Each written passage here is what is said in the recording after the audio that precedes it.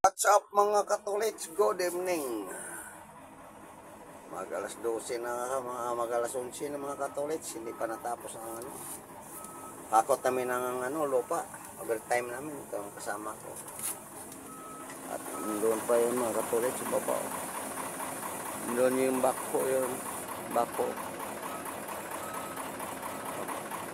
Kasama ko.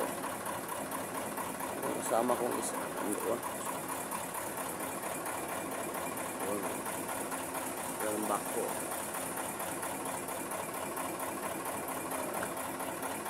Gabing-gabi na. Kayod tayo mga katolits. Kabili tayo ng mga kailangan natin sa pamilya. Mga katolits, ang dilim ng paligid. Dito ako ngayon sa loob ng sasakyan ko.